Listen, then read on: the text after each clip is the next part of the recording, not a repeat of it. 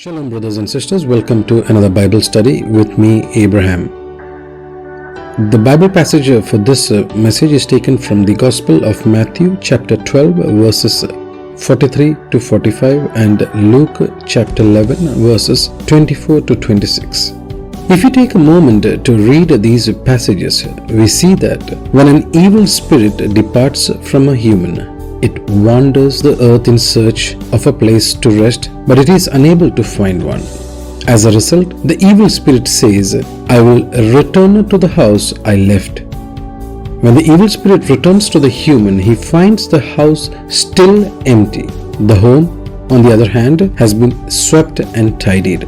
As a result, the bad spirit goes out and gathers 7 other spirits that are even more evil than it is. They now live in this home, which is a man's heart. And this man's condition is much worse than it was ever before.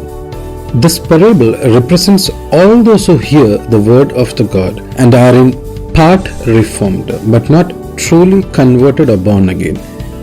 For example, those who ritually take part in Holy Communion every week, or even attending Sunday school, or being a leader in one of the various organizations of the church. To such a human, the unclean spirit happens to leave that person for a time, but when he returns, he finds Christ is not there to shut him out.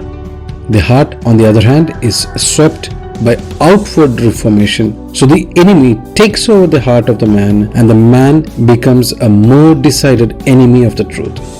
Sadly, if the word of the living God does not fill empty spaces, evil thoughts and practices will. This seems to be at the heart of the Lord's warning. You may have noticed, as I have, many people who are addicted to drugs and alcohol, soon after receiving a treatment from a de-addiction center, return to their old habits. As a dog who returns to his vomit, so does a fool return to his foolishness. Jesus is using this parable to show us Christians the dreadful state of a man who continues to reject him and his word that Jesus has cleansed, which now has become far worse than before.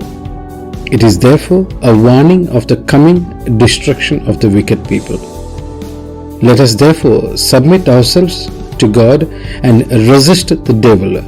Then Satan will flee from us. Let us pray to conclude. My dear Heavenly Father, I desire to follow you and to be your servant. Please wash me and cleanse me of evil and teach me to live in your righteous ways. Please protect me from self-righteousness and legalism and correct me if I fall into them. Most of all, dear Father, fill me with your Holy Spirit so that you can shut the door to the evil one. In Jesus' name, I pray. Amen. Now, if you have been inspired by this message, do be a part of our ministry by sharing the word of the Lord, by subscribing and sharing this message with your social contacts. God bless.